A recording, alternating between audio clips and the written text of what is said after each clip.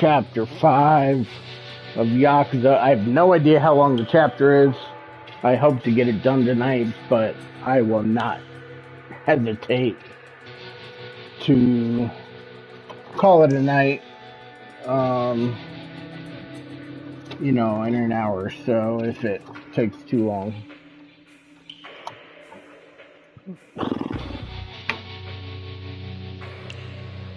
So we'll just see how it goes, but at least the plan to start, we're going to finish this chapter. It's about 11:30 my time, so we'll at least go to 12:30 at the very least.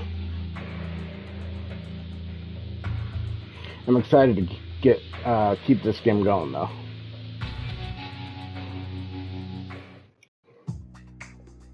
Previously in the tale of Cousin Kiro. アジア最大の歓楽街、カムロ町で起きたある一件の殺しだった。Murder in the backstreets of Kamurocho. その濡れ衣を着せられた堂島組若衆、桐生一馬は育ての親でもある若頭の風間を守るべく決死の覚悟で組を抜ける。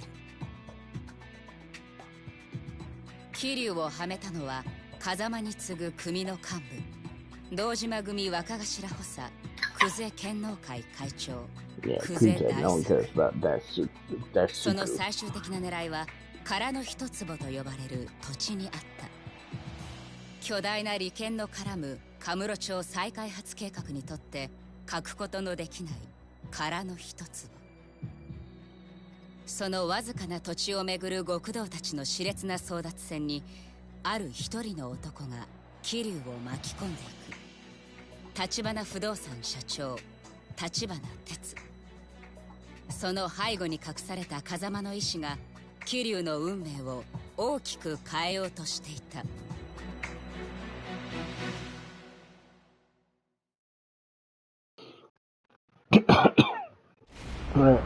I would still like to see how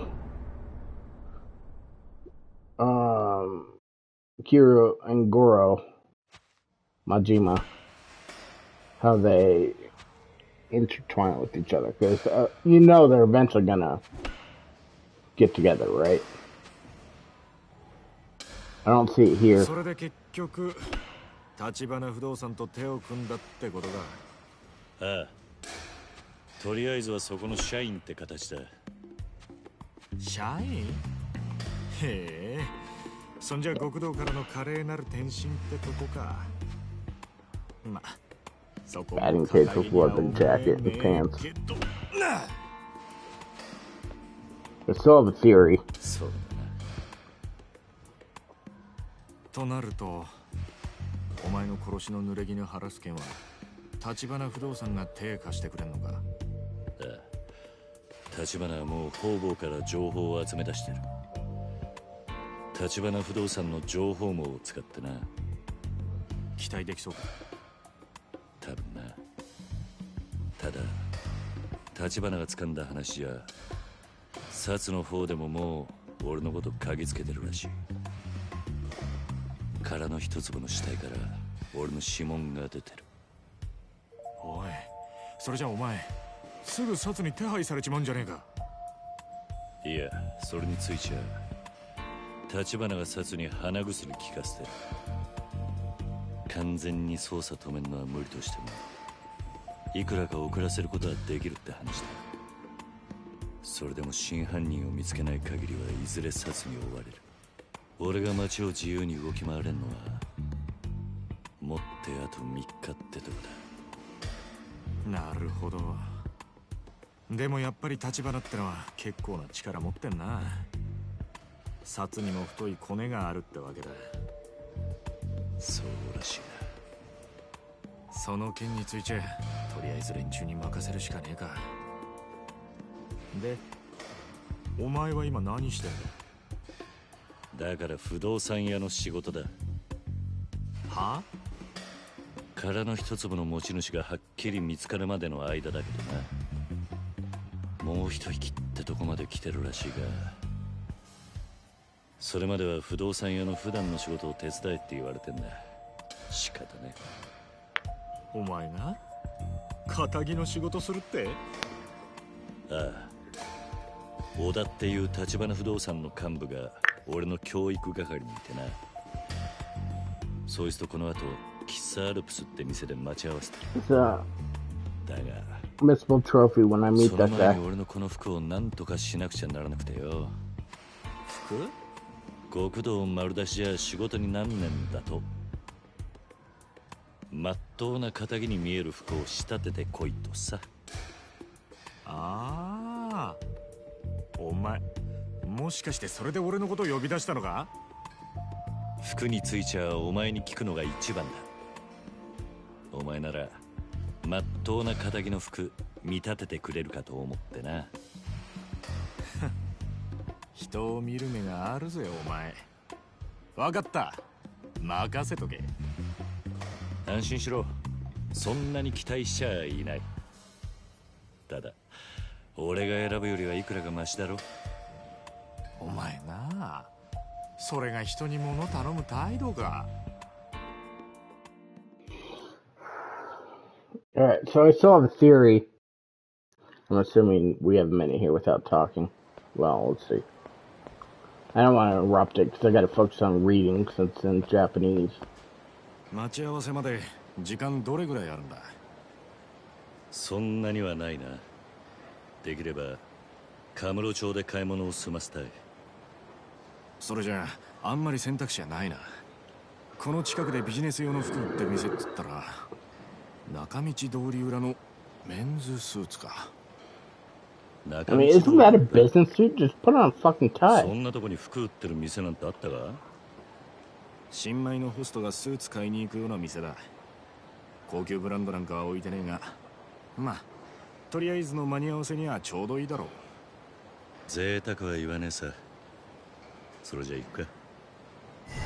Alright, so my theory, and this all stems from the おい、 locket 気をつけろよ。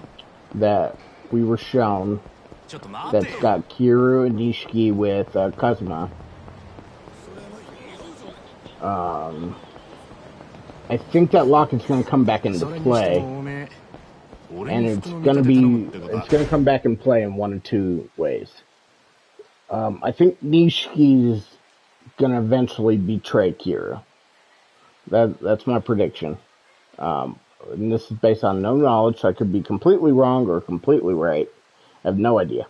But I think Nishiki's going to betray Kiryu.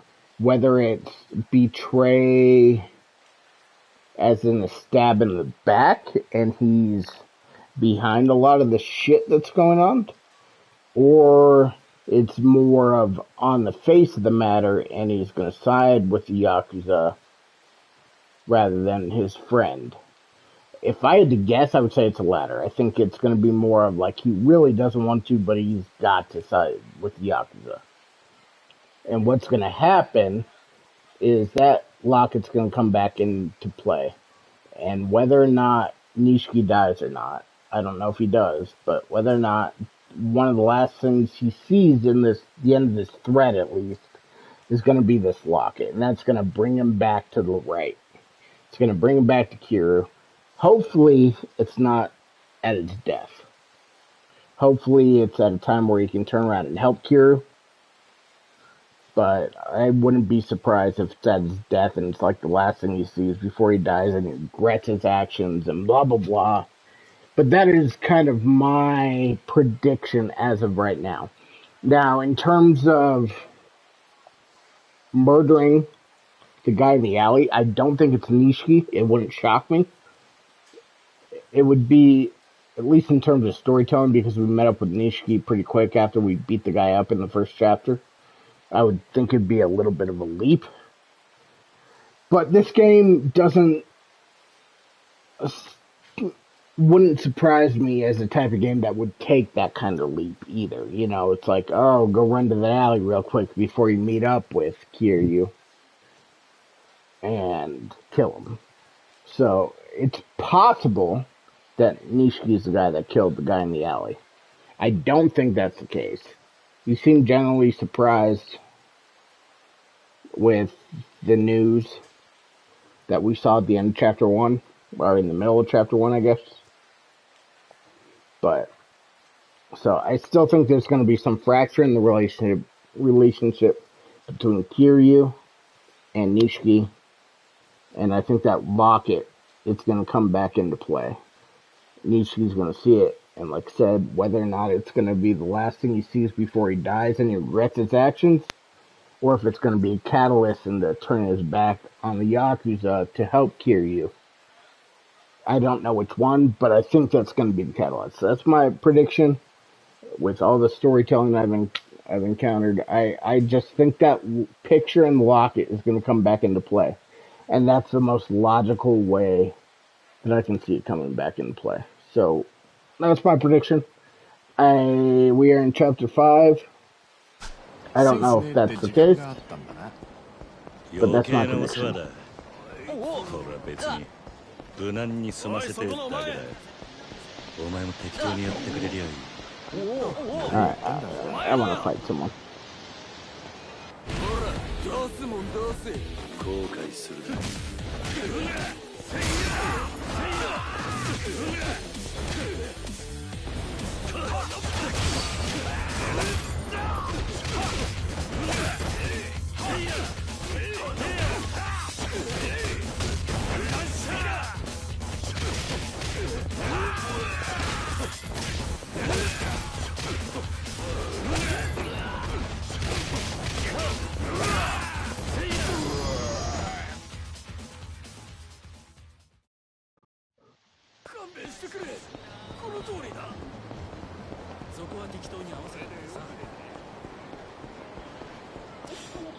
そういやおめえガキの頃からなんか親父っぽい服着てたよな。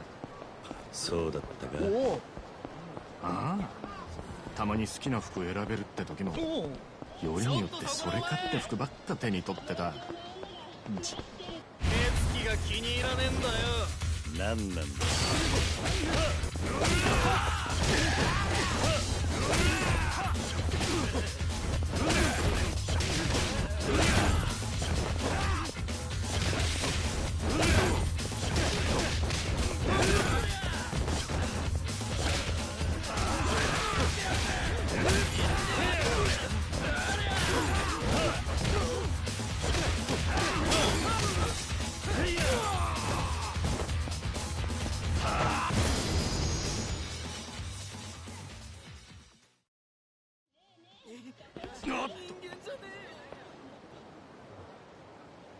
着いたぞ。ここだ。本当にこんなとこにあるんだな。そんじゃ入ろうぜ。ああ。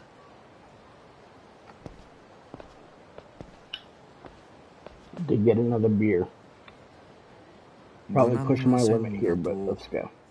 こんなところか。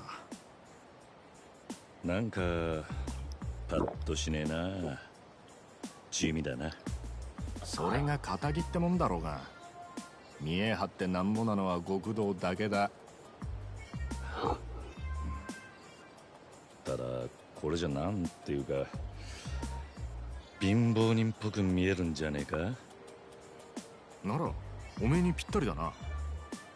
うるせえな。You got wrong. バカ、おめえそれ絶対やめとけ。選ぶんじゃないかとは思ってたけどよ。なんでダメなんだよ。これじゃあスーツの自己主張が激しすぎてアクセサリーや髪型、靴、腕時計全身コーディネートしないと浮いちまう。着こなすにはセンスだけじゃなくて手間も必要だ。おめえみてえに無頓着なやつだと服に着られるのがオチだ。たくめんどくせえ。それじゃあこれはどうだ。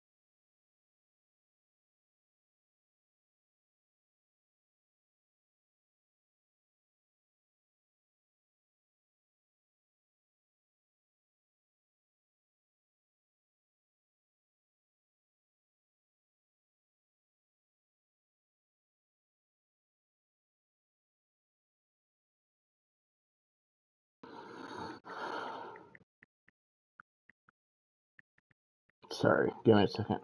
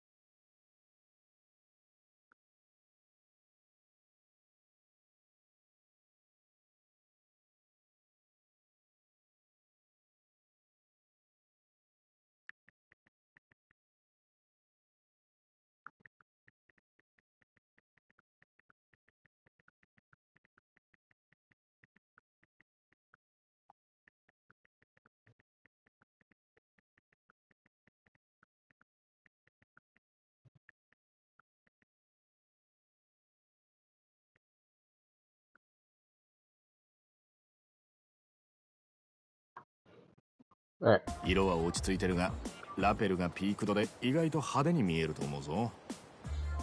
お、白か。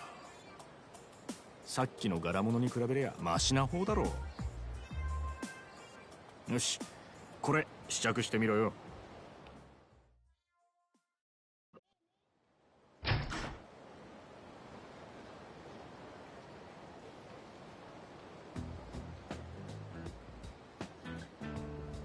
Yeah, that screams Yakuza to me. That doesn't scream real estate agent.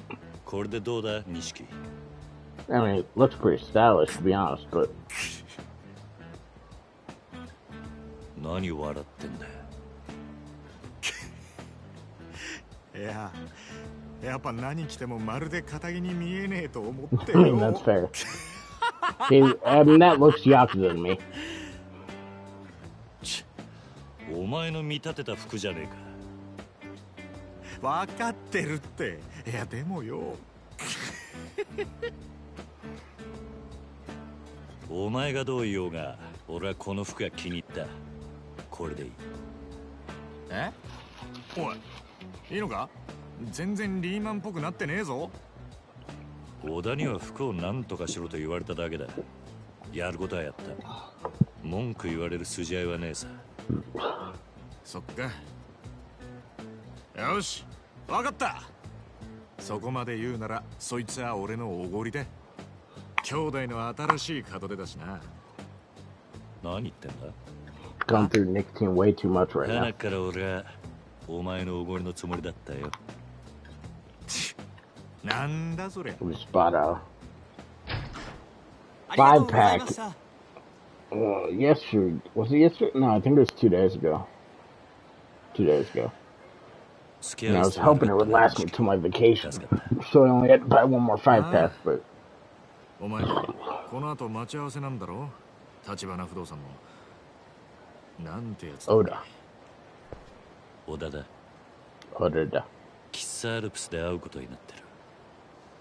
そうだったな。ところで気をつけろよ、キル。クゼがお前をぶっ殺すって息巻いてるらしいぜ。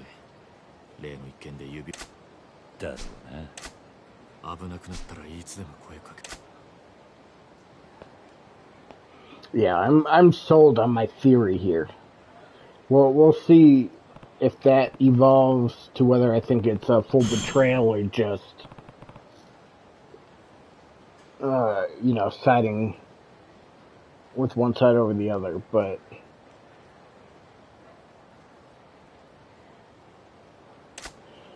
all right, I think this is where the missable trophy comes in. So let me pull up my notes because I want to make sure I get all the missable trophies so that when I play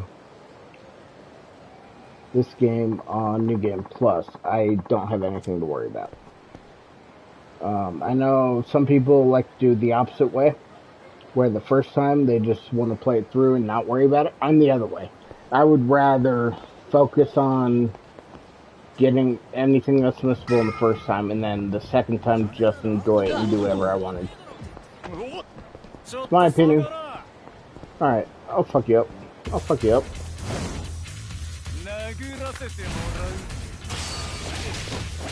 After this fight, I'm gonna look at something though too.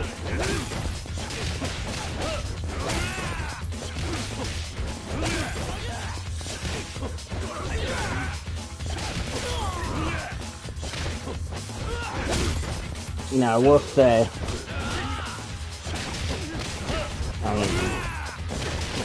Judgment combat is far better than this. This is, this combat's not great, in my opinion.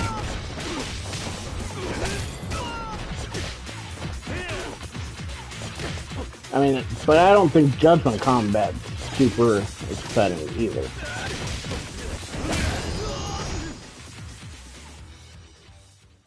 I think Lost Judgment, it's been a while since I played Lost Judgment, but I do think Lost Judgment's combat is a lot better. Alright, so let me read this mystical trophy real quick. So it says, first of all, it says save. So let's go ahead and save.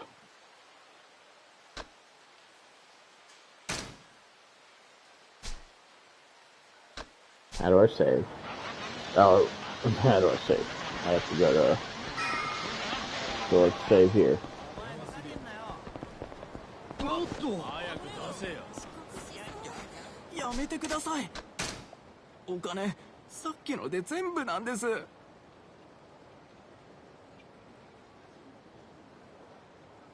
Oh, I wanted to look at something too. I'm looking at the cover art. Yep, cover art has him wearing the white suit. That's what I was looking at. I never really put that together prior to him putting on a suit that he was wearing something completely different. But interesting to think. What is... Hold on. What is that? What is that? List.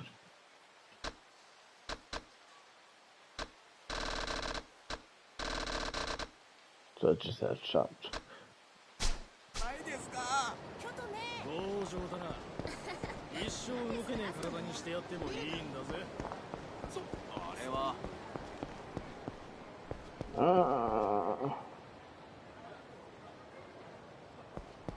What's that from? Hey, boy! Oh, boy! Alright, nothing you can teach me, that's fine. If I had something, I would have had them teach me, but... Alright, so let's read the mystical trophy details here. It says, during Chapter 5, you'll need to meet Oda at Cafe Alps in order to continue the story. Which is what we're doing now. It's recommended to save just before, in case you mess this up, which I did. When you enter the cafe, you'll be told to take a seat wherever you like.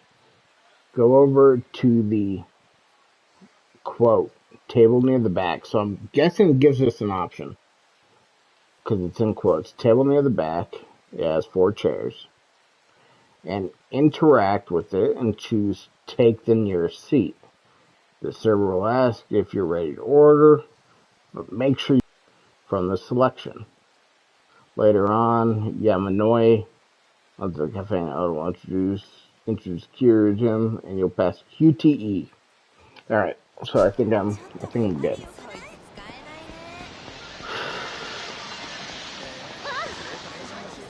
When I say choice for the table, I'm guessing it's like a prompt that says, which table do you want?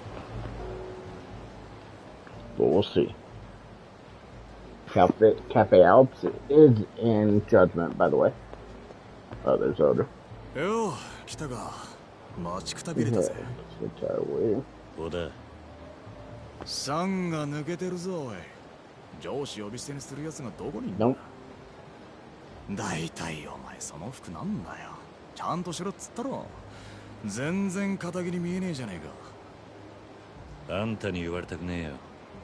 あれそうか？他にもっとマシな教育係はいねえのか、立花不動産には。バカ言うなって。俺以外の誰がお前の手綱握れるんだ？覚悟しときな。俺の教育は厳しいよ。桐生君。なんだこれ。伊達メガネだ。どんな面でもなぜかまともな人間に見える。俺にこんなもんつけろってのか？いちいちダダこねんなよ。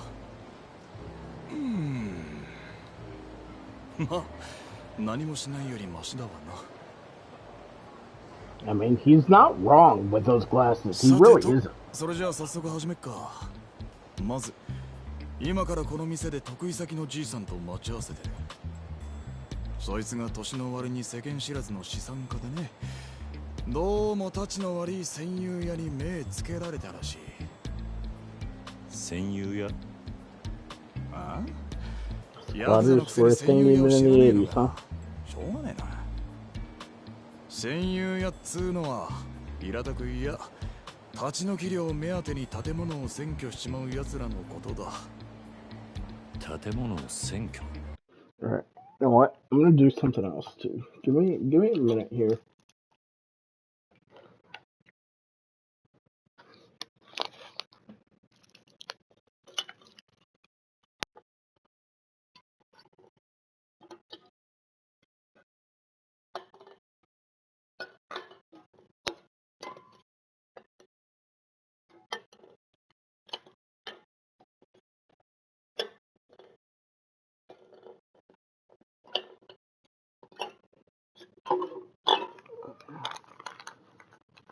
I'm going on vacation soon. I need a foot bath.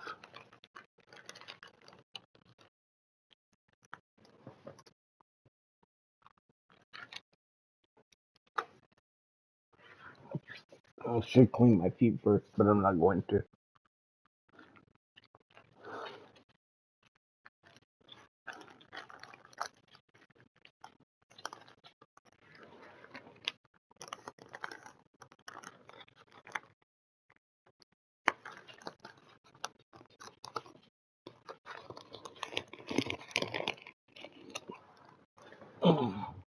I need a knife.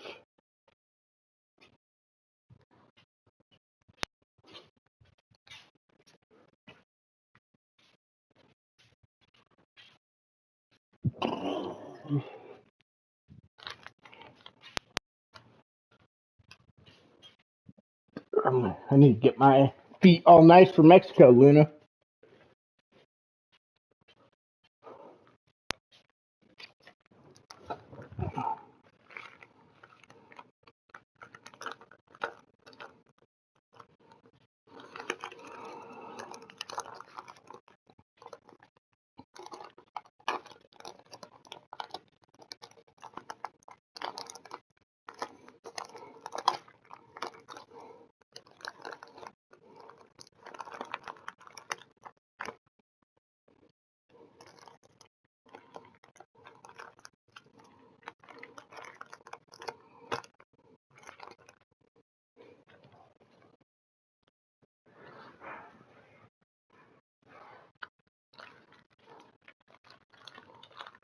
Because my feet are always in pretty rough shape. So,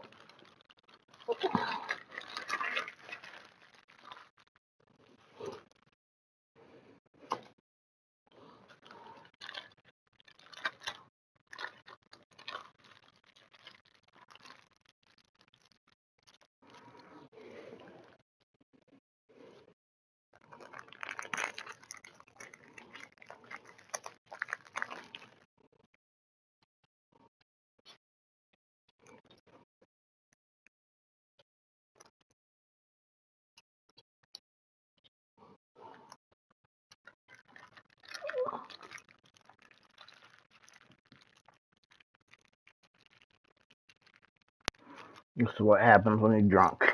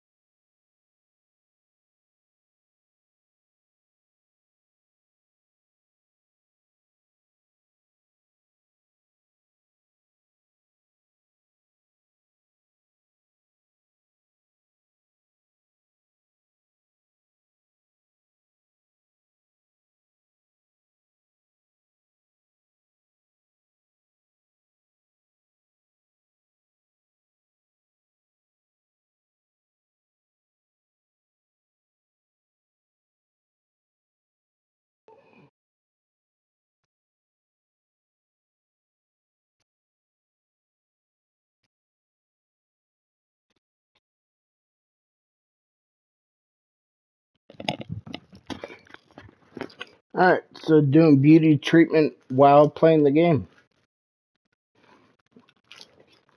Perfect. So I gotta leave these on for about an hour, I think, and then take a shower. And then hopefully by the end of the week, all the friggin' dead skin peels off my feet. And there is a lot. My feet are rough. So, anyway. よく借金の方に裁判所で売りに出されるビルがあるんだが、これを競売物件という。普通の出物より相当安い。けどこいつを競り落とすと、その占有屋がどっからか湧いてくるんだよ。で、自分たちはこの建物から出ていかないぞと居座る。連中の狙いはビルの買い手にデタラメな立ち退き料をふっかけることだ。本当はそこの住人じゃないのにってことか。そういうこと。もっとも占有屋は大抵ビルの元の持ち主とグルだ。占有屋はせしめた立ち退き料から元の持ち主に分け前を払うって仕組みになっている。それじゃあその占有屋を力ずくで追い出すのが俺らの仕事ってことか。いや、そうはいかないんだ。か弱いビルの住人たちは法律で守られているんでね。力ずくで行けば警察沙汰になる。その時捕まるのはもちろんこっちだけだ。おかしな話だろ。結局ビルの買い手は理不尽な金を払わねえと占有屋を追い出せねえんだ。確かにな。けどその金をなるべく払わずに済ませたいってのが今回の俺たちへのオーダーだ。じいさんそろそろ来ると思うんだが、先に店に入ってるか。おっと、その前にこれ渡すの忘れてた。桐生君の名刺だよ。これであんたもいいか。今日はお前のサラリーマンとしての適性を図る。あんまり舐めた真似するようならきちんと社長に。分かった。See, it wouldn't surprise me if Oda ends up being a true ally, even though he kind of comes off as sketchy.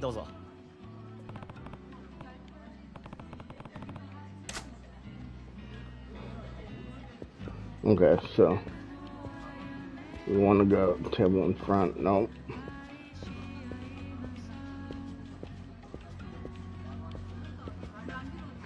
Let me confirm because I don't want to mess it up. Table near the back. よし、この場所なら問題ないだろう。仕事の話をするのにおあつらい向きだ。And then we want to take the nearest seat, right?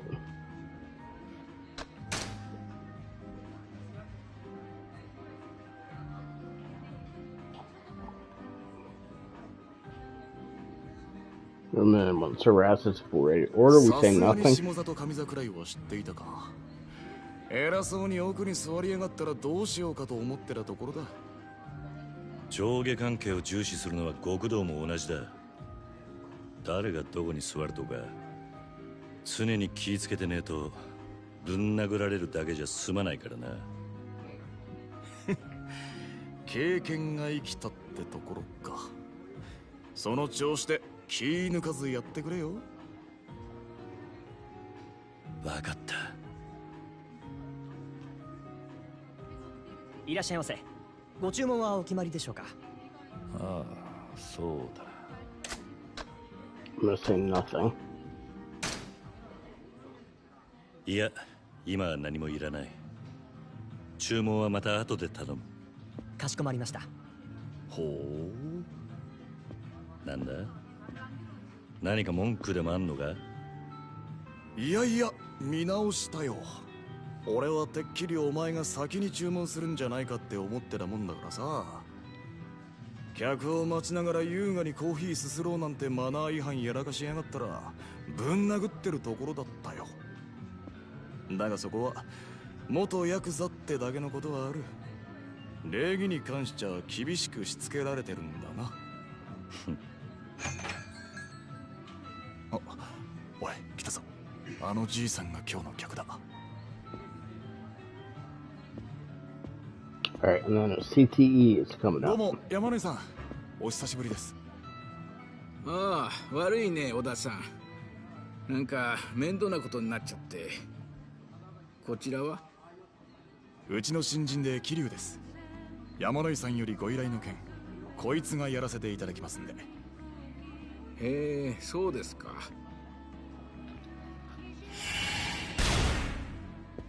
橘不動産の桐生です。I almost wasn't ready. It was itching right when that happened. いいぞ。名刺交換は挨拶の基本だ。どんなに顔を売っても名刺を渡し忘れるようじゃ、その先の取引には繋がらないからな。だが残念、名刺が逆さまだ。ま、初めてにしちゃ上出来だ。多めに見といてやるよ。桐生さんですか。これからよろしくお願いしますよ。こちらこそよろしくお願いいたします。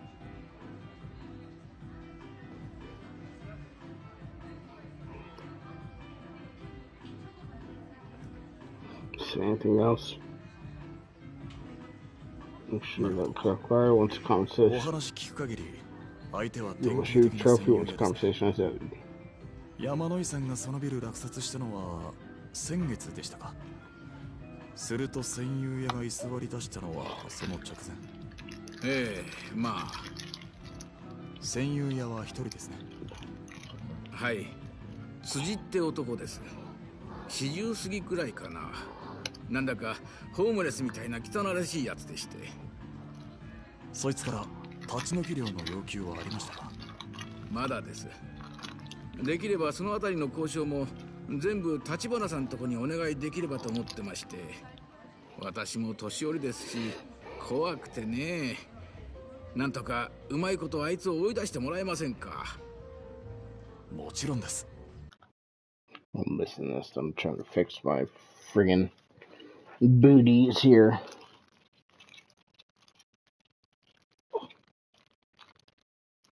They give you these stickers to keep them in place, and they do not fucking stick at all.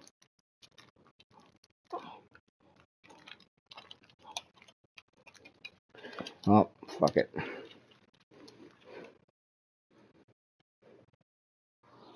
Well, you're gonna have to hold on for an hour. I can't move.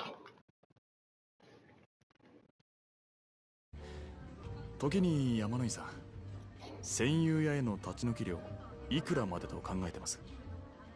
早いとこ済ませたいですし、そうですね、500万くらいなら。500万？勝手に居座ってるだけのやつにか。それはまあ安く済めばそれに越したことはないですけど。もともとあんたがそいつに金出す筋はねえんだ。俺ならビタ一文払う気になれねえな。おい、失礼だ。その辻って男、自分にはヤクザがついているなんて言うもんで、揉めるとあとは怖いんですよ。お察しします。でもご安心ください。うちの桐生はヤクザを扱うエキスパートですから。は？ヤクザのエキスパート？いやー、こいつはなんていうか、ちょっと気合の入ったヤクザオタクでしてね。時々ヤクザになりきっちゃ越に言ってるんですよ。な、桐生くん。ああ、そうだな。ま、 I can't let you outside right now. それじゃあ頼めますか？もちろんあなた方への謝礼は別に用意しますから。それはありがたいんですが、橘から謝礼は遠慮するようにと言われてます。いつも山野井さんにはお世話になってますから。本当ですか？いやー、さすが橘不動産だ。やることが粋だね。で、問題のビルというのはどちらに？天下一通りにある杉田ビルです。わかりました。あとは我々にお任せください。な、桐生君。Yeah.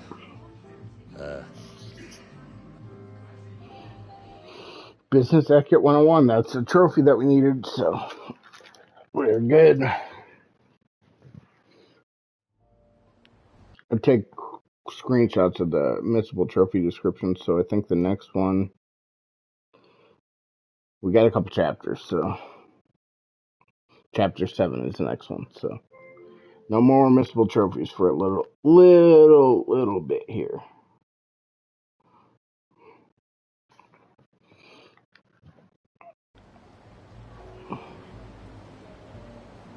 話は分かったな。要するに戦友屋をビルから立ち退かせろってことだ。交渉は俺がやるよ。仕事。戦友屋のバックにはヤクザがついてんだろ。そこは俺の腕の見せ所だな。差し当たって桐生君。なんだ。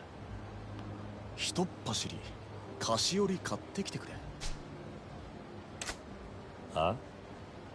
相手が戦友屋にしても手ぶらで交渉ってわけにいかねえだろう。これもビジネスマナーってやつだ。またす。菓子折り買ったら杉田ビルの前に来てくれ。俺は先に行って待ってるから。それじゃ。ああ。I'm really hoping for not many side stories here, but I know we want to get them done too, so. The Gita building was on Takachi Street. Can't say the name rings any bells, so the whole area told me I found sure pretty well, but I don't remember any place like that.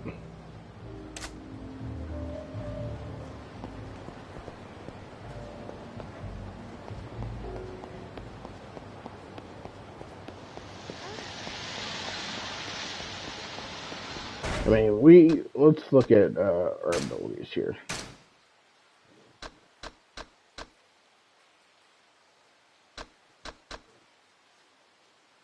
So I need 30 million for that. That's acquired. I can't get that yet, but yeah, we want that.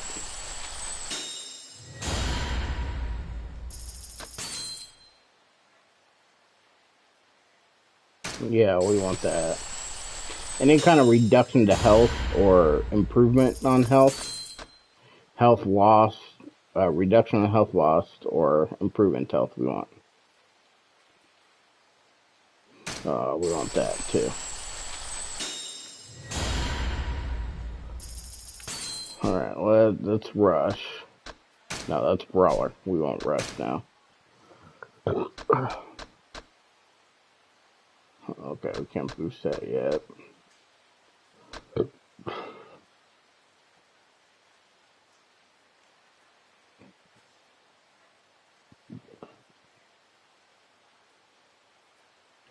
I mean, this one doesn't seem important, but I think this one, yeah, these seem important, so. Oh, I already got that. So, we want that, for sure.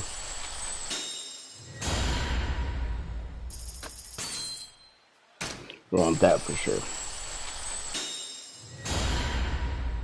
Let's look at these blue ones here. What's this?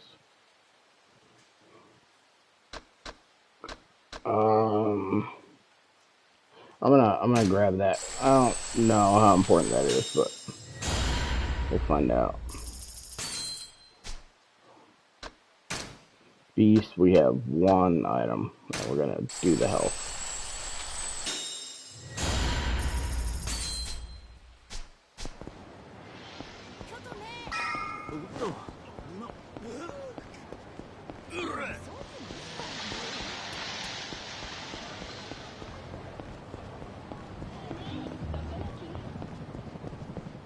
よう、桐生君。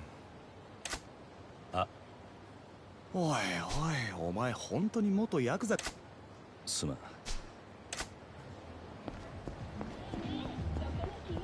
Gift box. Is it just in here?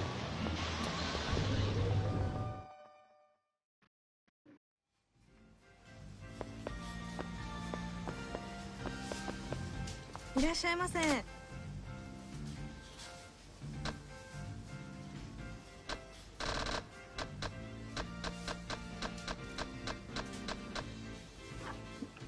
I'm gonna Google so I'm not wandering around. It might have told me, but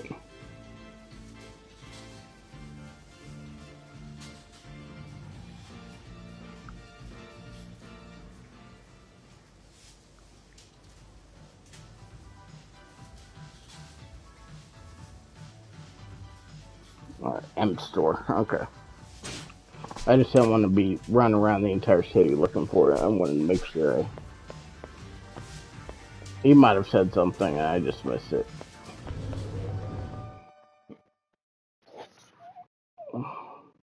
So the M store is up by Genda's office. It's this one here.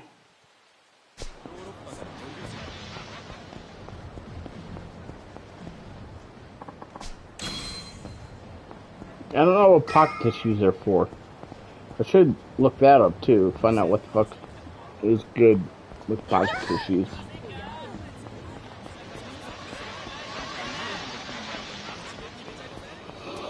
Please don't be stopped. If we gotta stop to beat up a couple random guys, that's fine, but I don't need a side story right now. I wanna progress with the main story.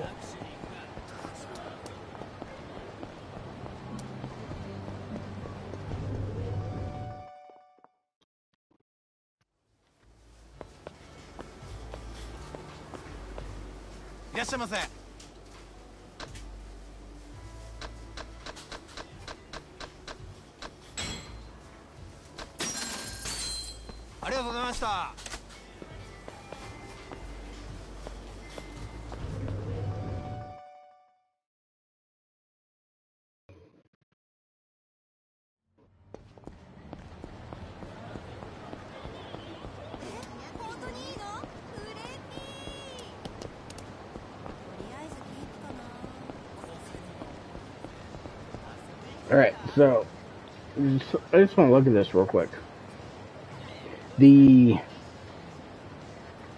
I know in theory, like the sky being this drab in color, it's probably a graphical issue of the time. Like, there's not much more they could do with it. But I kind of like it, to be honest. I kind of like the blurriness of things in the distance and the drab sky overhead. It kind of gives this game a little bit of character. And by running here, let's go back a little bit.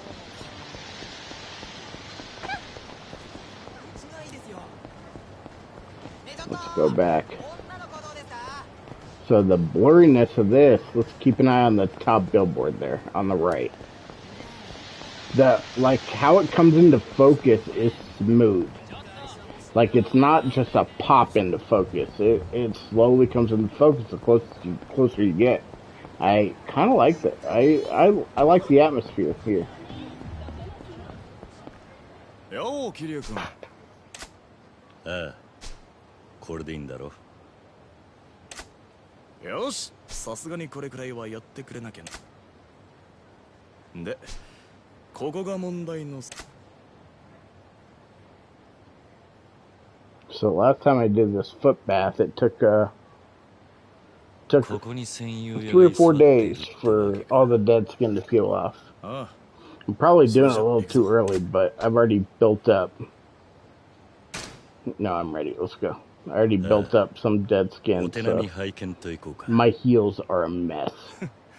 まあ見てな。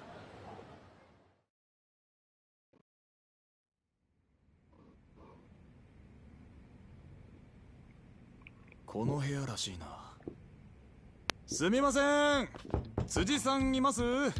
山野井さんの代理で参りました。橘不動産のもんですがね。橘不動産？あとこれつまらないものですけど。おい、勝手に何すんだ。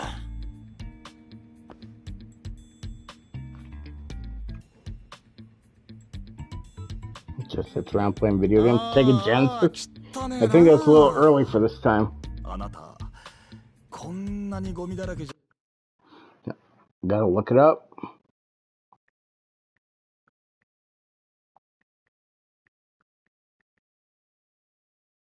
(1988) August in Japan. I don't remember the exact date, but it was launched in Japan on October 29, 1988. So it is completely possible. I don't remember the date. I think this game is set at the end of the year, right? So it's lore accurate. Times fits. じゃあ立ち退くの大変じゃないですか。立ち退く？なんだよそれ。俺は立ち退く気なんかねえぞ。そうは言ってもね。このビルはもう山野井さんが新しいオーナーになったわけだから。それをあんたがいつまでも立ち退いてくれないって困ってんですよ。民法395条。はい？あんたも不動産屋なら勉強しな。たとえ抵当権が設定された不動産でも短期賃貸借の場合、抵当権者に対抗することができる。要するに俺は法律に守られてここにいるんだ。なんなら出るとこ出るか。固いこと言わないでくださいよ。立ち退いてくれるなら引っ越し費用はこっちで持ちます。ここの物件と同程度のとこをうちでご紹介しますよ。あのな、俺はここが気に入ってんだよ。そうやって何でも金で解決しようってのは感心しないね。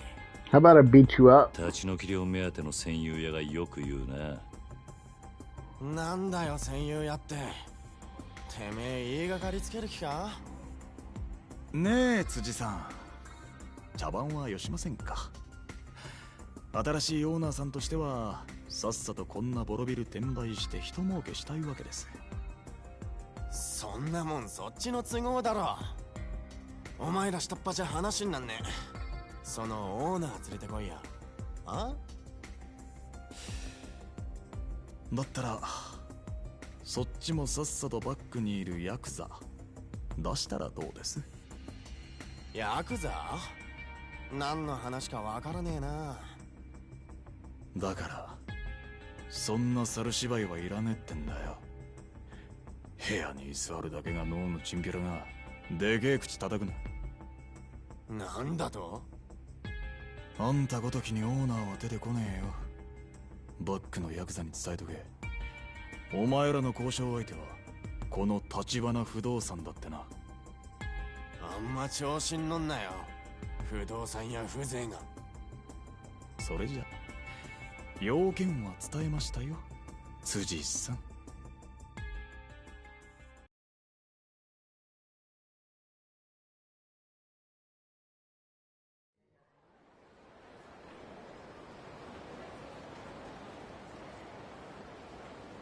ま、最初はこんなところだろうな。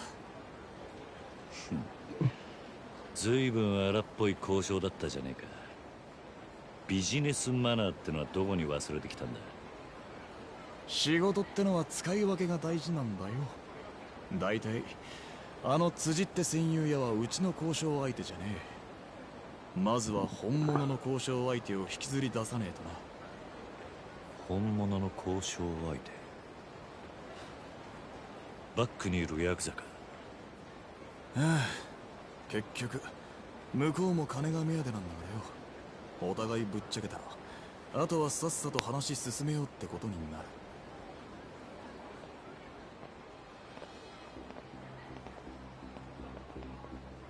る。なんだこいつら。鈍いねえ桐生君。本物の交渉相手だろ。早速反応があったってことだ。おたくらが橘不動産って人たち、山野井さんの代理だって聞いたけど。あんたは？おたくらの味方ですよ。杉田ビルの占有屋に困ってるんでしょ。ええ、まあね。それうちが話つけてあげるよ。そしたら彼すぐに立ち退いてくれるから。なるほど。その仲介料としてうちはあんたらにいくら払えばいいんです？話が早いね。さすがカムロ町の不動産屋だ。そうだな、700万ってところが。あのビル転売したら奥は儲けが出るでしょ。700なんて良心的だと思わない？ほんの少し部屋に居座っただけで700万。あんたら楽して儲けすぎでしょ。楽して儲けてんのはお互い様だろ。今時の不動産屋は濡れ手で泡だ。だからってあんたらに払う金はないよ。ただそれでもあんたらには戦友屋に口聞いてもらう。へえ、どうやって？もちろん力ずくでだよね、桐生君。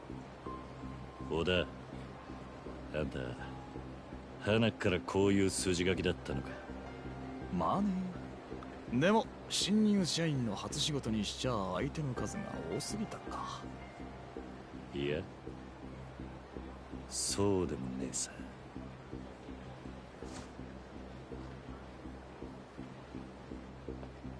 素人余計な手間かけさせやがる。この手間賃も仲介料に上乗せするぜ。その手間賃ってのはいくらだ？300万。合わせて1000万だ。 How about I just whoop your ass? Which is what I'm about to do here.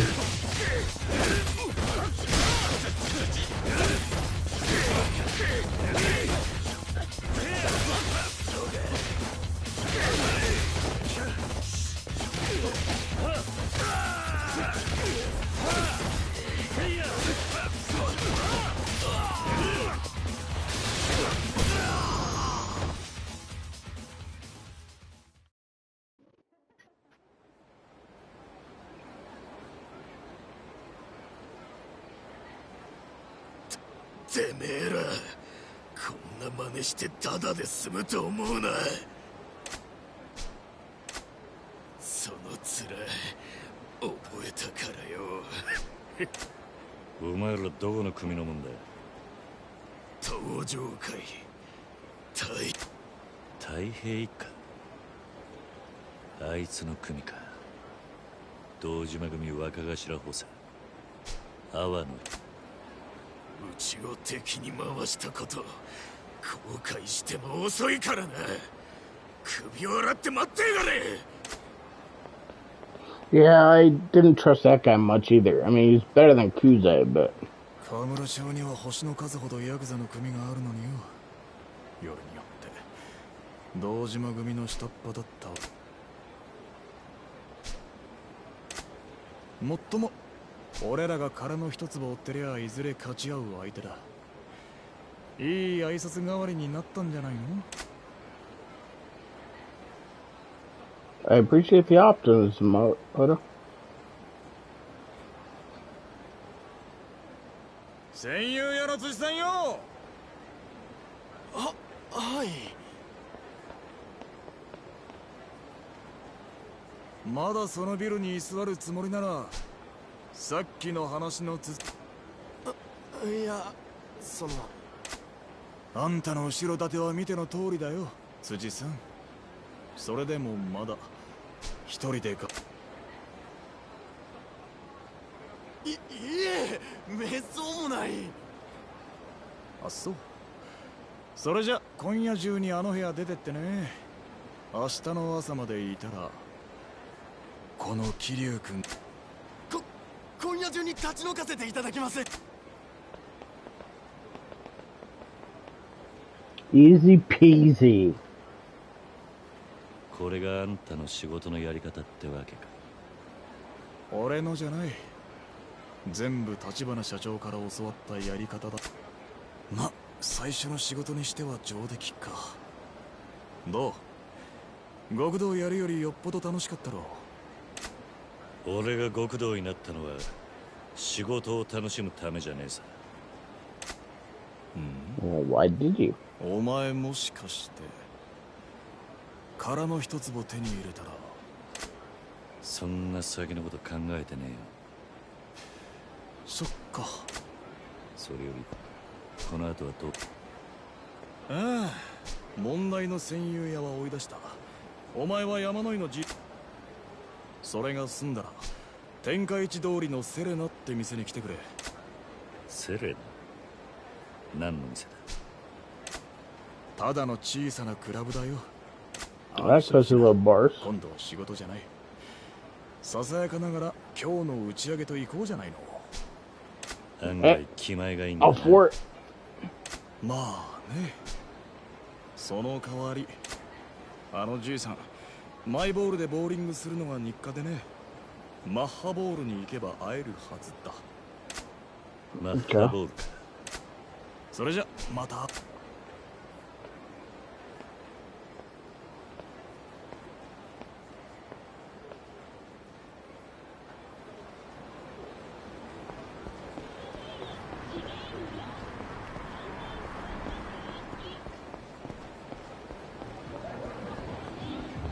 I like when it forces me on paths, so it's like I can't be interrupted.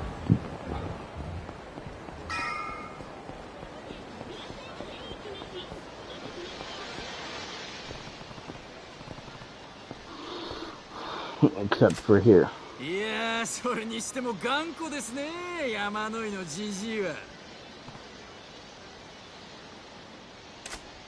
自分の物件なんてもうほとんど残ってない状態なのに、あれだけ圧力かけられてもまだ抗うとは。まったくだ。しかし今回は体にみっちり教え込んでやったからな。山の井さえいなくなればあのエリア一帯はごらまあそうなるな。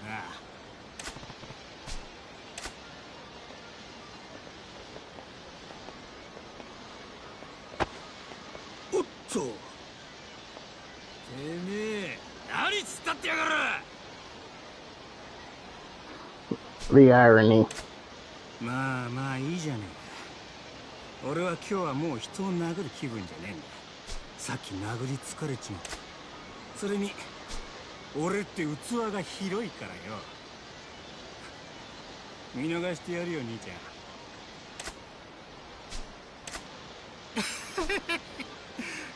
怖い顔した兄ちゃんだな。じゃあな。 No, fucking knock him out. 二度と俺の前に立つんじゃねえぞ。 We're not putting up with this, right? Apparently we are.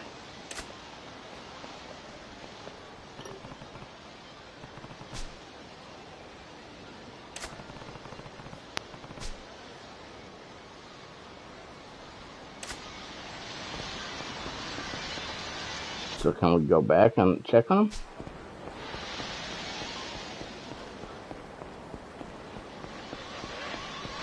No, that's the wrong way.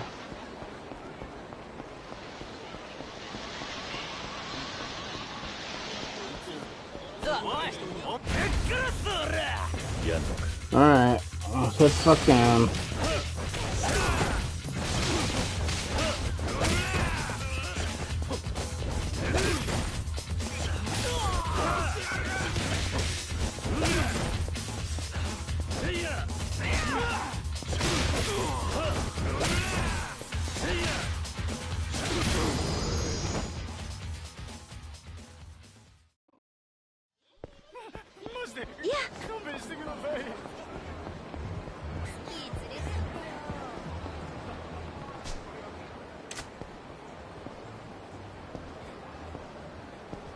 Oh, apparently you can't talk to him now. Alright, let's just go. No missables from here on out in this chapter, so if I do miss something, we'll figure it out. Yeah, it won't be an issue.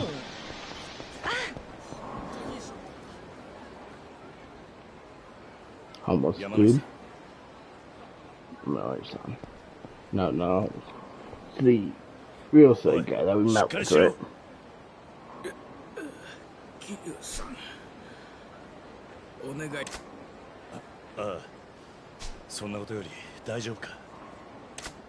いえ、大丈夫です。次。分かった。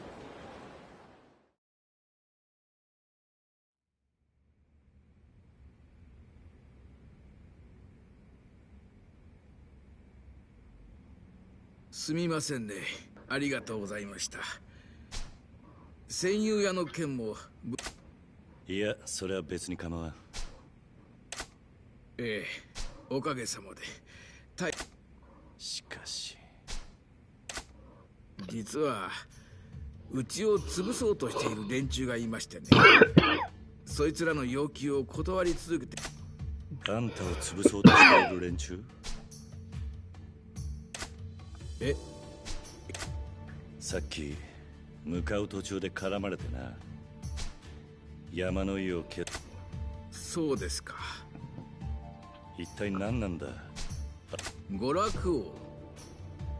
パチンコ経営をはじめとした娯楽産業で成り上がった億万長者です。5ビリオネアの一人と言われています。5ビリオネア？今カムロ町で最も多くの金を動かしていると言われる5人の億万長者の娯楽王の他にも風俗王、電脳王、賭博王、芸能王と呼ばれる億万長者だ。その圧倒的な資金力と金をばらまいて従えた悪い連中たちを使った圧力と暴力でね。そんな奴らがいたのか。彼ら5人はカムロ町を5つのエリアに分け、それぞれを自分のものにしようとしています。うちに目をつけている娯楽王はその中の一つであるこの天下一通りエリアを手に入れようとしている。私も多少ですがこの辺りの有力な物件を所有していますから。なるほどな。奴らを狙いはあんた自身ではなく、つまるところ金儲けです。現在の異常なまでの景気で物件や土地は彼らはゲームで大いに力を発揮。物件を駒扱いか。もちろんだが彼らは自分たちの儲けばかりを考えて、そこで生きる人々や彼らのマネーゲームに巻き込まれて悲惨な目に遭っている人たちがすでに大勢。この異常な景気で日本は豊かになったように見える。だがその時カムロ町はこのままマネーゲームで引っかき回され続ければ私も長くこの町と共に生きてきた男。そのために抗ってきたんですが、さすがにこの老体には荷が重すぎたようだ。そう言わずにもう少し頑張れないのか。もちろん私もカムロ町をあいつらから奪い返して昔の健全な。だが5ビリオネアには膨大な金があるし暴力。くそ、なんとかならんもんなのか。I think we could probably fuck him up.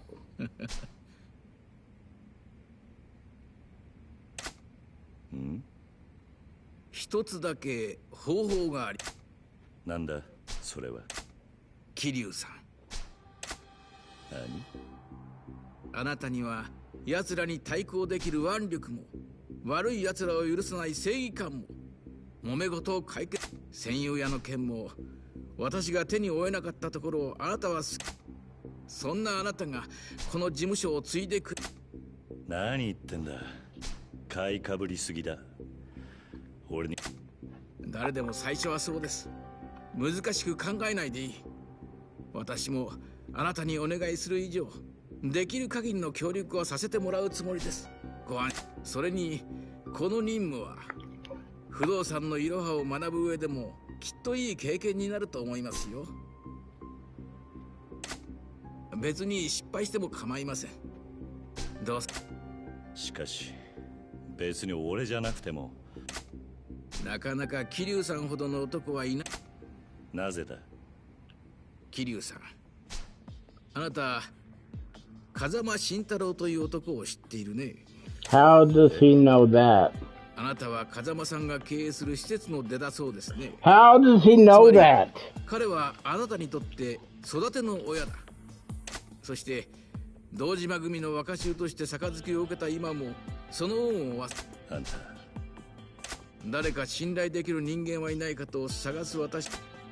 立花か。 Oh God, of course. Tachibana. He was part of that orphanage, wasn't he? いろいろと話してくれました。ということはつまり、さっきの話は全部。 It wouldn't surprise me if they took that photo out of the locket and then unfolded a little thing that was behind it, and it shows the third guy. この仕事を継ぐにふさわしい人物だと思っているんでしょう。あんた、風間のおやっさんのことを知っているような口ぶりだが、どういう？昔ちょっとね、詳しくは言えないが。そんな風間さんを慕う昔の仮にそっくりのギラギラとしたしかし綺麗な目をしている男になら、お願いできませんか、桐生さん。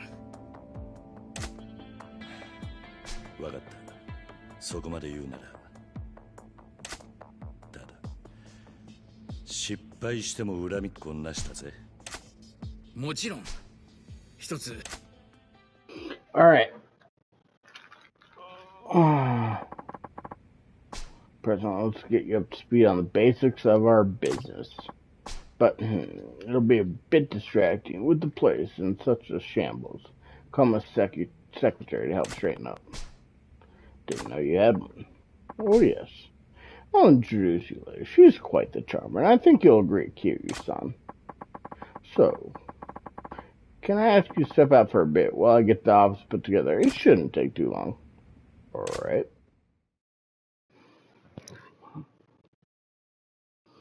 So we got a side job or a primary job? I mean, I don't know. How about we go do the drinking that Otto wanted us to do?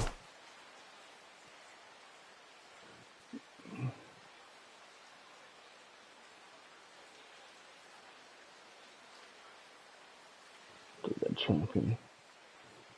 So Tender is not around here anyway.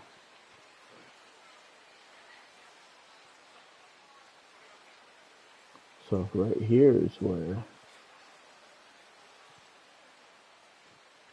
Yagami Detective Office is.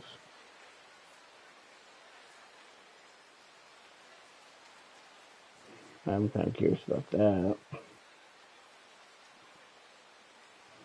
I don't see Tender around here anywhere.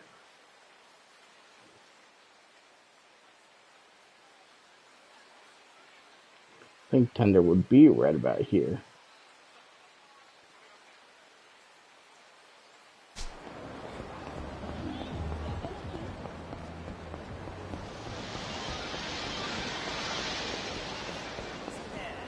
I'm just curious, why not go take a quick little gander?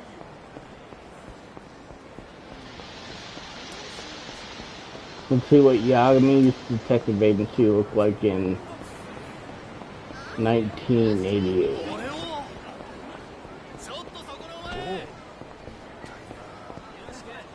There's nothing there.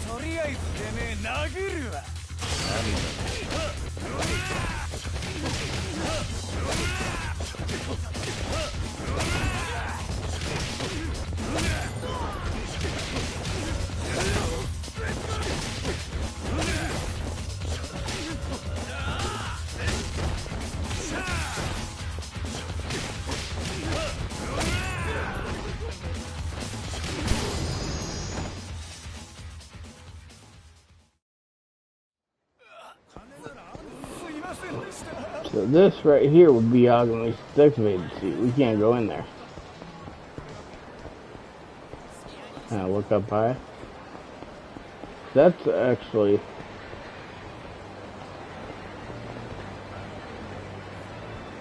I mean, it's pretty high, but a guy jumped in a side story in Judgment from the top here. I mean, this is 100% where it is. Looks like some kind of cabaret. Alright, let's go to Tender. I think this one, so I need to go all the way down, up to and the left.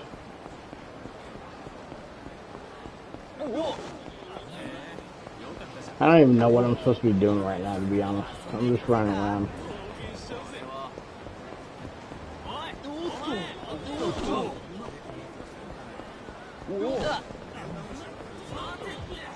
Alright, and this is where Tender is, and it's gone. Alright.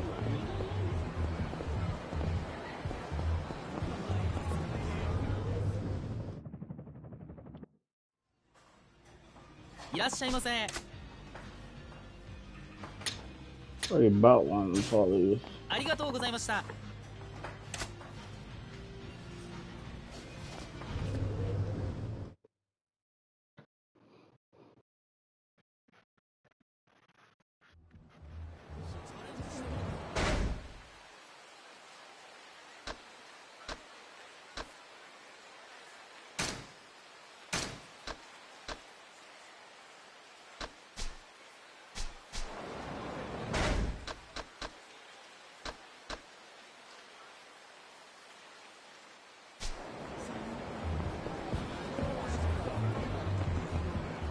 I forgot where that guy told me to go.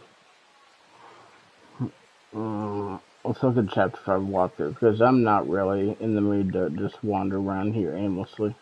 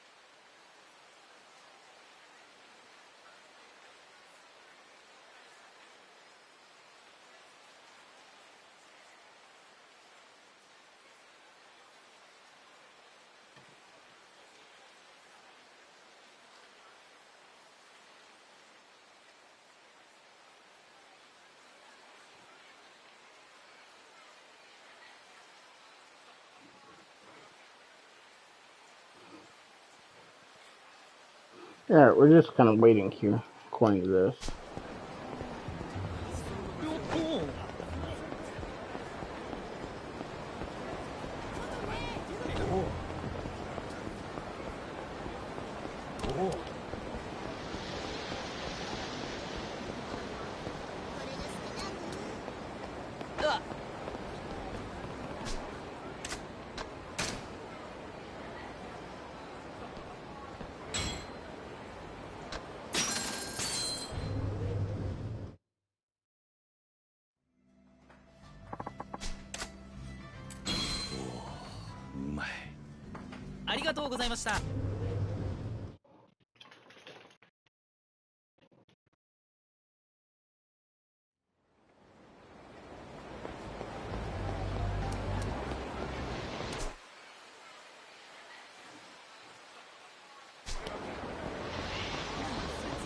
Alright, let's see if we got anything else. I boosted up my... Hey, boy! Oh, boy! I don't think so, but thought I'd check.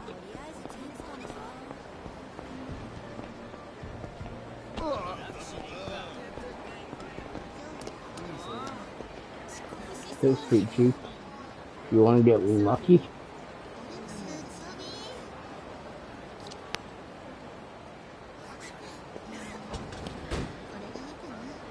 You want to get lucky, bitch?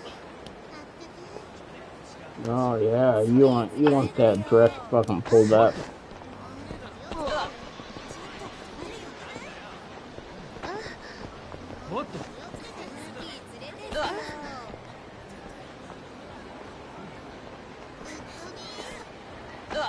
Let's follow you. We're gonna follow you, see where you go.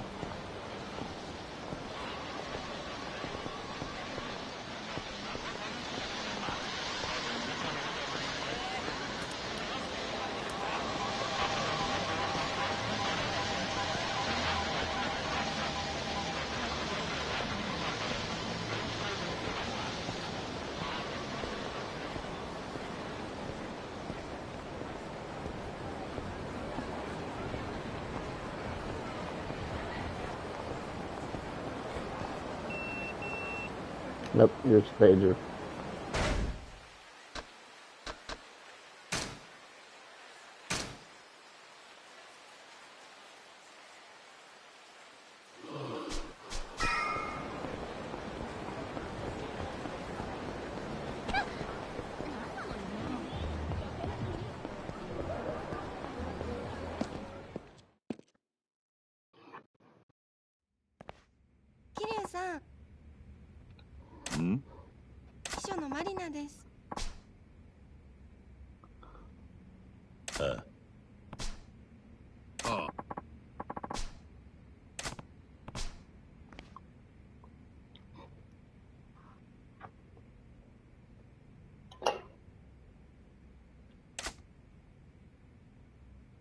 You can now use the office as your hideout, which also serves as business headquarters. As the story advances, you unlock the ability to switch protagonists using the hideout telephone, as well as change clothes into any of the outfits you've unlocked. Sure.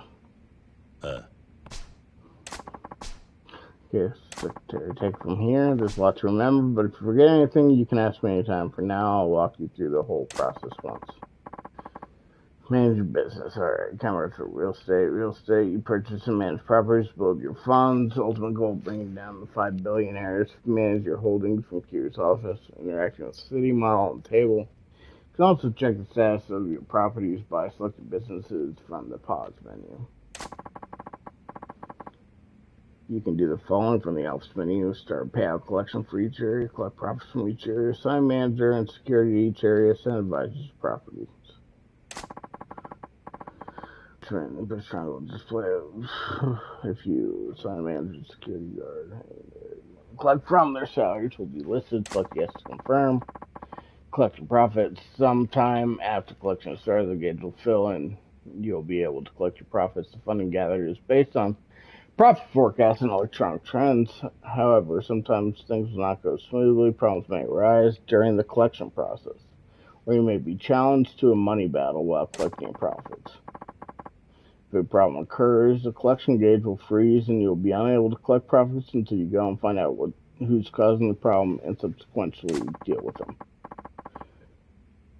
Sometimes when you collect your profits, one of the 5 billionaires will challenge you to a money battle. The manager assigned to that area will try to counter the effects of the billionaire's aggressive investment, but if their HP runs out, you will lose the targeted property. Protect your property by pressing X to invest your own money and restore the manager's HP. You can assign managers per area. They have the following abilities. Financial savvy counts as HP during.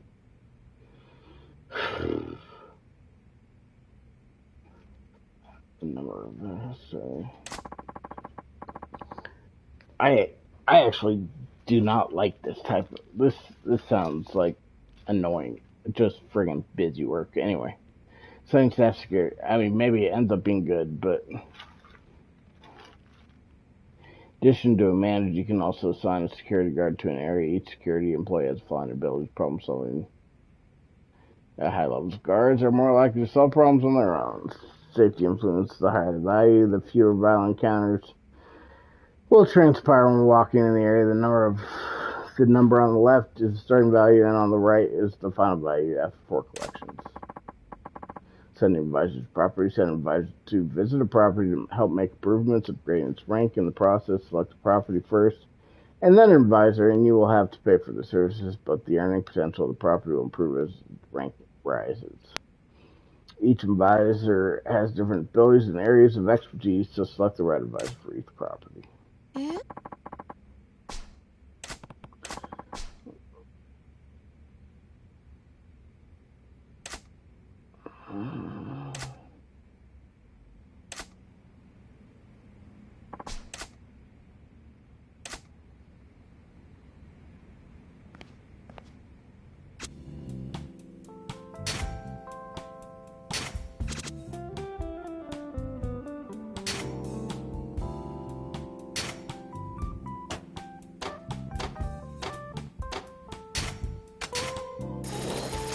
I don't really know what I'm doing here, but we invested in it.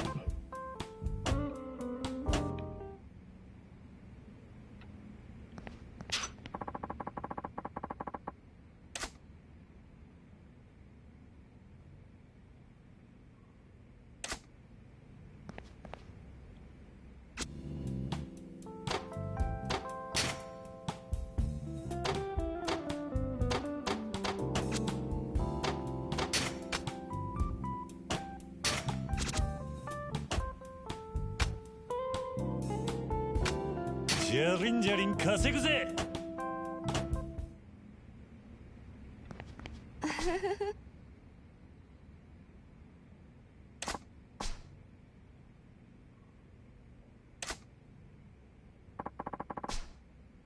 $15 million. Just like that. Hey.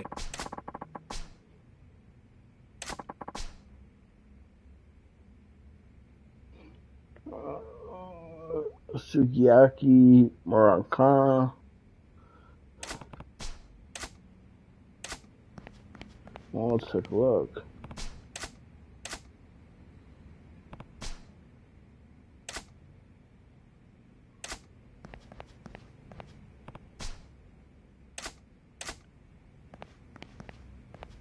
I mean,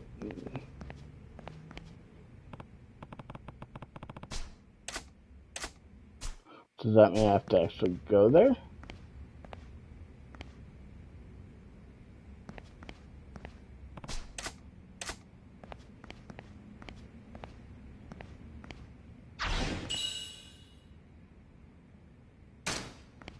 Hot.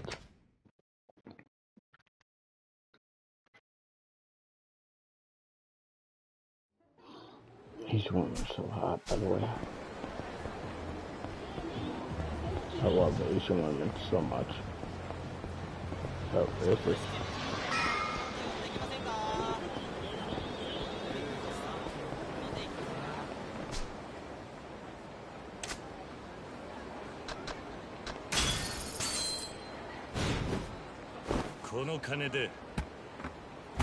Who are you making an offer to? It's on there, right?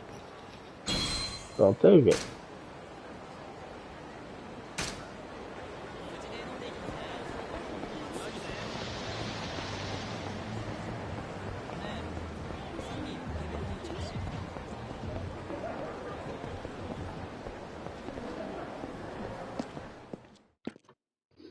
Gotta know where to go there. It's the stairs up.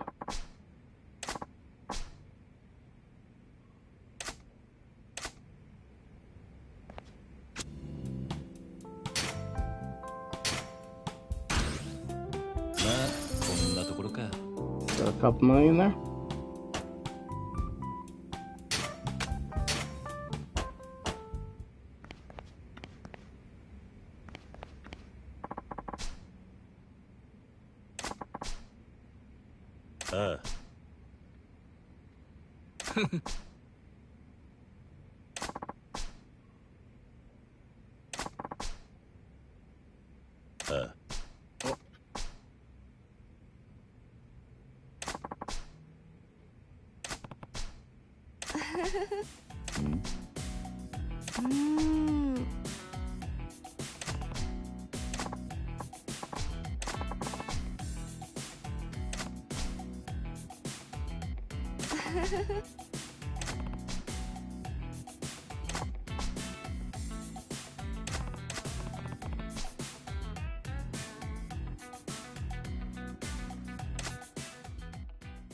President Kiryu.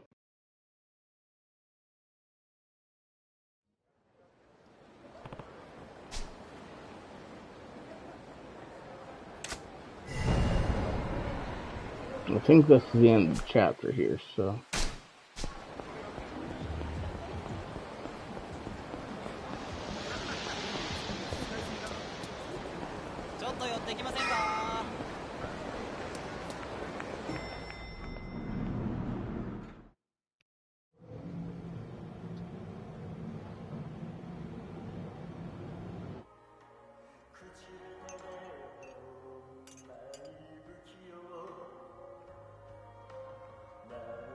I'd sing more karaoke if they let me. Who's this babe?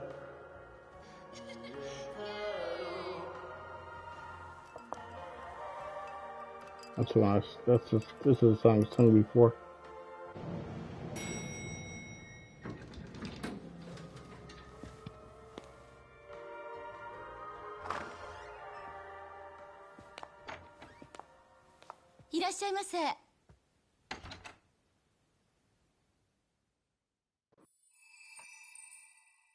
Hey, baby girl. いや、あれ、お客さん初めて？ああ。お好きな席にどうぞ。いや、俺は待ち合わせで。緊張してんじゃねえよ。錦？錦？なんでお前がここに？行きつけの店の1軒や2軒俺にだってあるさ。この店は今俺の一番のお気にな、レナ。あら、錦山君のお知り合い？あ、もしかして桐生さん？ああ、そうだか。うわ、やっと会えた。一度お会いしてみたかったのよ。錦山君、酔うとあなたの話しかしないからね。おい、余計なこと言うな。まあいい。とりあえずここ座れよ、桐生。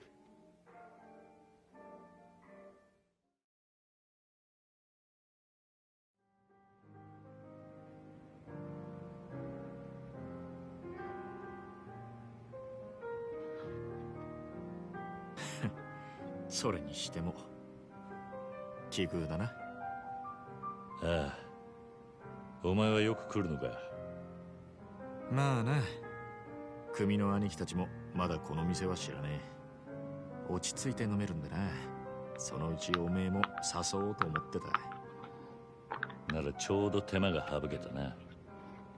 そういや、おめえさっき待ち合わせって言ってたか？相手は橘不動産の小田だ。先に来てるはずなんだが。小田さんならまだ来てないわよ。さあどうぞ。最初の一杯は私のおごり。もともと小田におごられる予定だ。なんだ、あまり乗客じゃないみたいね。なーに、俺たちはこれからの人間だからよ。今度はユミちゃんにも会ってみたいな。歓迎するわよ。あいつはまだ学生だよ。でもなんだったらここでバイトさせてやってくれ。おい、ユミにこの町でホステスさせんのか？人気出ると思わねえか？あいつはひまわりの頃から親父にモテる。じゃあ期待の新人ね。そうかもな。なんだか桐生さん、ユミちゃんのお父さんみたい。そこはせめて兄貴みたいって言ってやれよ。失言ね。I think this is the end of the chapter, based on what I looked up.「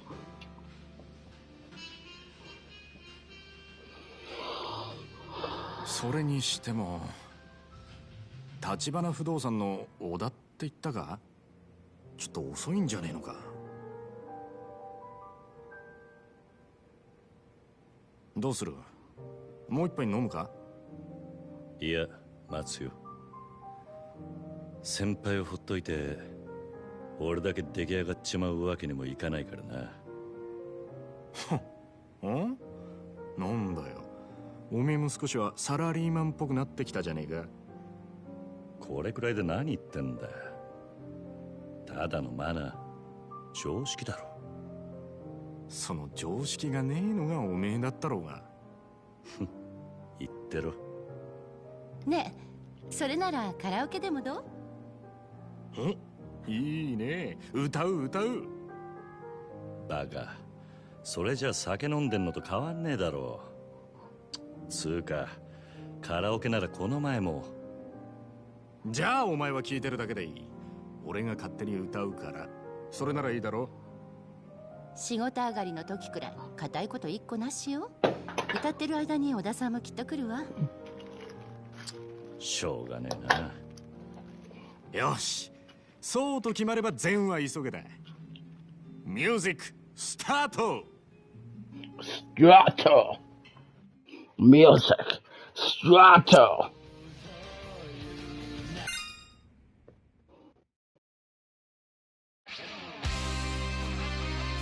Do I have to do his singing?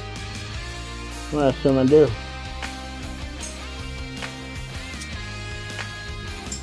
Go, go, go!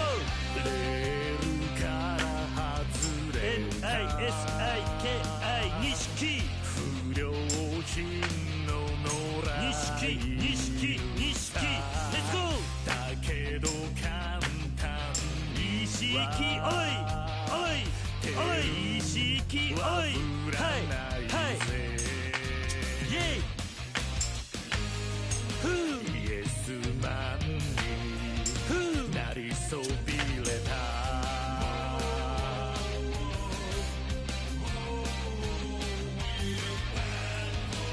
悪に残されたのという名のジャスティスをブレイキンザローブレイキンザワー壊せ切り裂けてんだねもうブレイキンザルー六法全書じゃ縛れない波乱分子さ振り上げた握り拳が俺たちのジャッジメ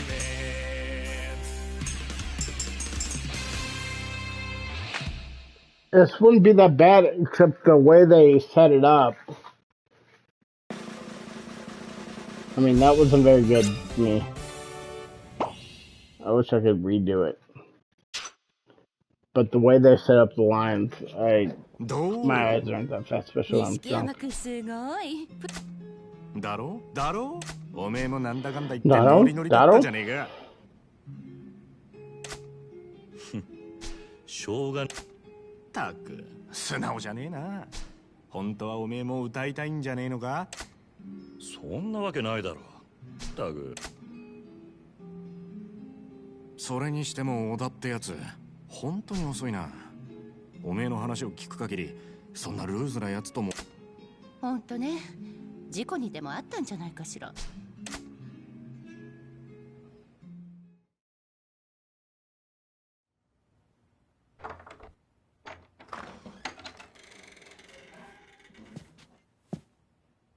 いらっしゃい。Is that Oda? Oh, he got the piss beaten out of him. Oda.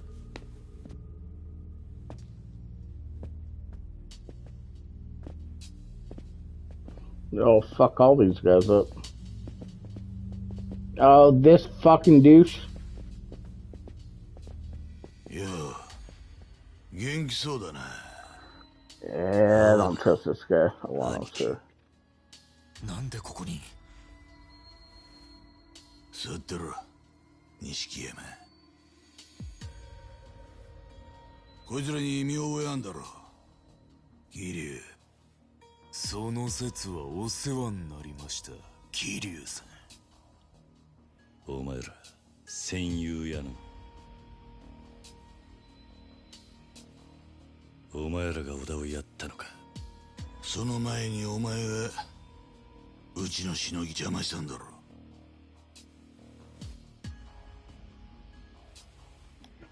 立花不動産って言え、こそこそ登場会に盾ついてる連中で組抜けて早々お前も義理ってものが分かってね。 Why can't he? ここは俺が。 Dude, I'll fuck you up. Shut the fuck up. うちの岡部ってもんだ。例の戦友屋のしのぎはこいつの仕切りでな。かわいそうにおめえのせいでけじめつけちまった。おめえ今度は何やらかした。下っ端が口を挟むんじゃねえぞ。おら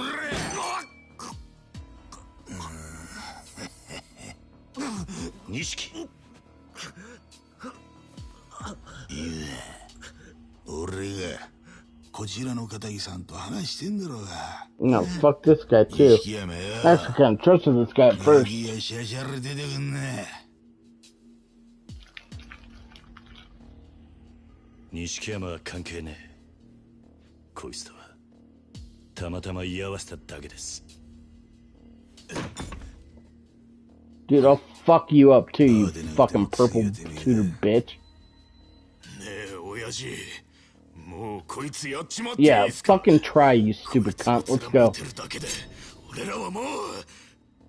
おう、仇の皆さんに迷惑かけねえようにな。店の外でやれ。ほら、ここで錦山と飲んだら。美人のママも一緒にな。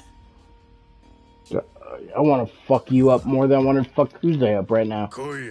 Fuck this guy. Oh, dude, I'm gonna fuck all these guys up. I'm gonna slam his face on the bar.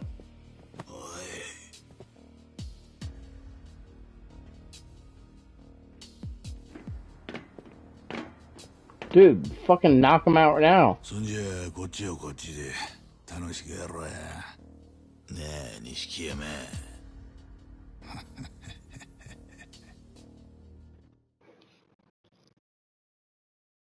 I mean, this whole thing kind of supports my theory here.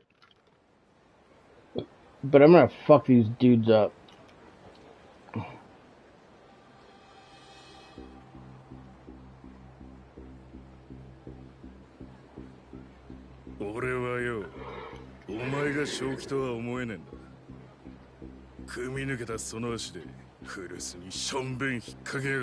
Fuck you, no one cares. 1000万からのしのぎが死に急ぐのは勝手だがよ。もっと周りに迷惑かけねえよ。何つったってんだ。土下座しろや、土下座。てめえたちは分かっ。なんか勘違いしてるらしいな。あんたらに詫び入れる気はねえよ。おとなしく。やる気なのか。そうかよ。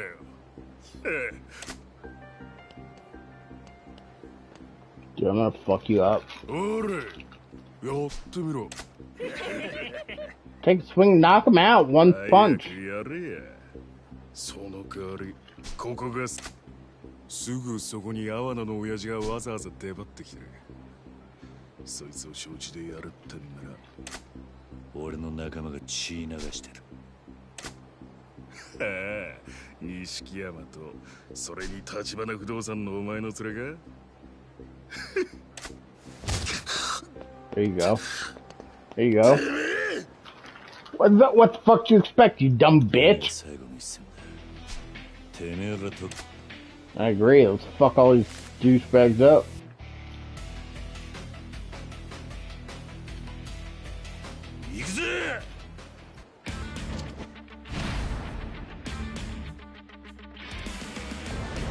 Alright, let's take out the Lesters first.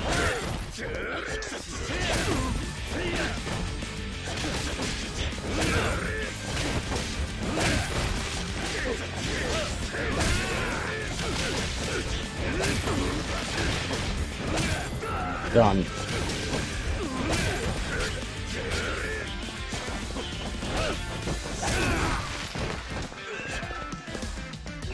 You hiding in the corner like a bitch?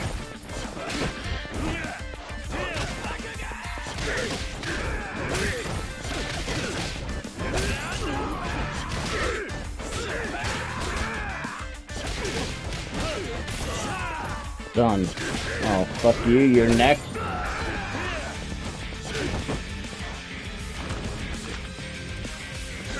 Me and you now, bitch. Alright, you got me there. Not here, though.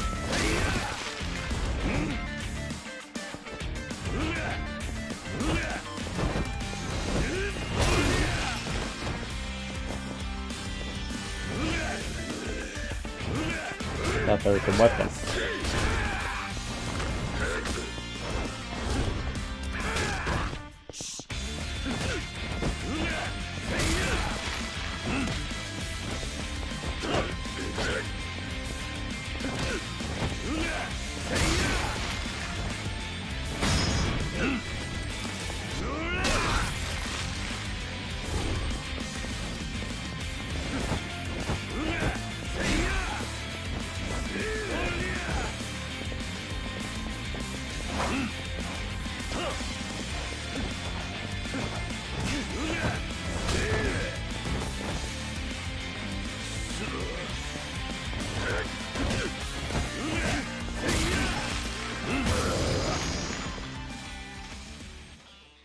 fucking stay down. Fuck you all up. Okay, punch him again.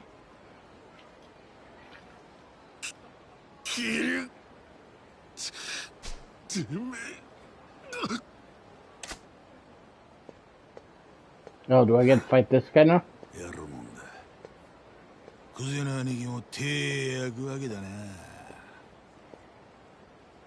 I'm more pissed at this guy than was Yakuza now.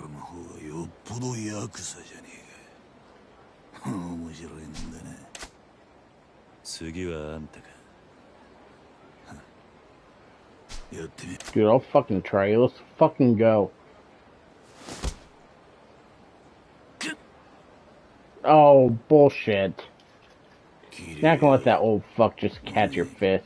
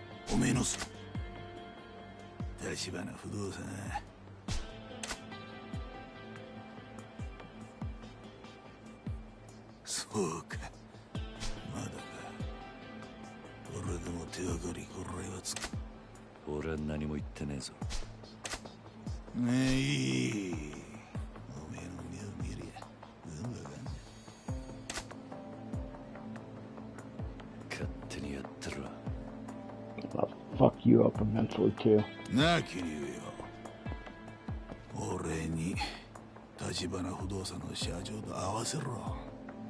Fuck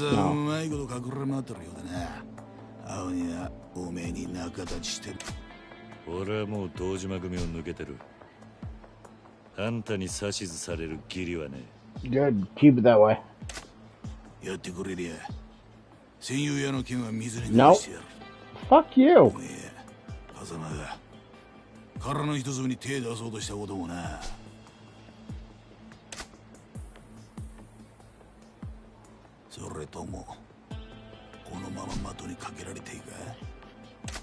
Bring it, bitch.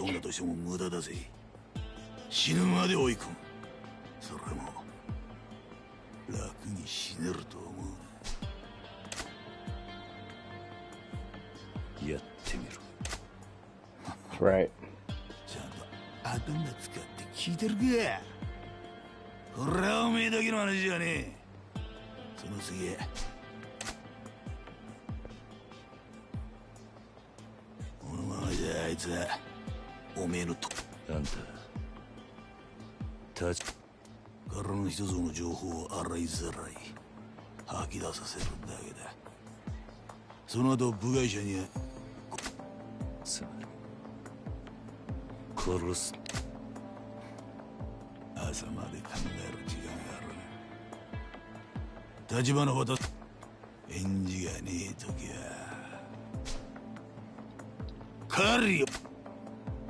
Nope. I mean, I don't trust the other guy, but I certainly don't fucking trust you and not helping you. Alright, that's the end of the chapter. That's a good spot to end. So we're going to save it here and we're going to call it a night. But, Jesus. Man, I actually, if I had to pick, like, my favorite of the three, I know,